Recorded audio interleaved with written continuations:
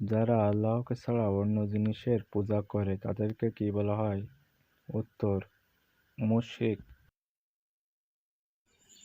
কালিমুল্লাহ কোন নবীর উপাধি ছিলেন? উত্তরটি হবে হযরত মুসা আলাইহিসসালাম। নিচে কোন কথাটির সাথে আরশে আজিম সম্পর্কযুক্ত? উত্তরটি হবে আল্লাহর অবস্থান।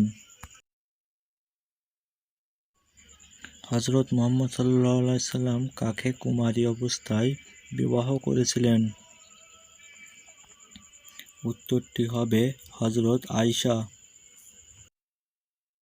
প্রিয় নবী হযরত মুহাম্মদ সাল্লাল্লাহু আলাইহি সাল্লাম কতজন সন্তান ছিলেন? সঠিক উত্তরটি হবে 7 জন। সকল ফেরেশতাদের সর্দার বলা হয় কোন ফেরেশতাকে?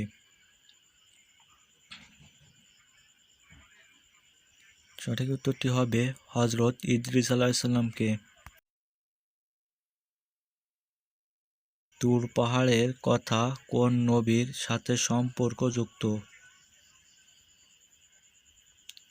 উত্তরটি হবে হযরত মুসা আলাইহিস সালামের।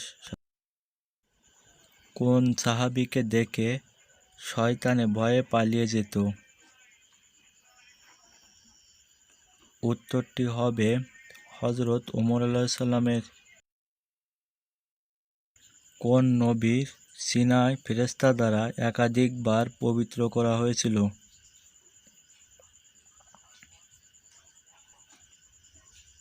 উত্তরটি হবে হযরত মুহাম্মদ ইসলামের প্রথম মুয়াজ্জিন কে? উত্তর হবে হযরত বিলাল। দুনিয়ায় থাকতে জান্নাতের সুসংবাদ সাহাবীর সংখ্যা কতজন?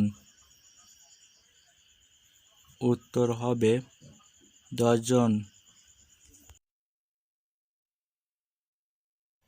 দাজ্জালের কোন চোখটি কানা হবে?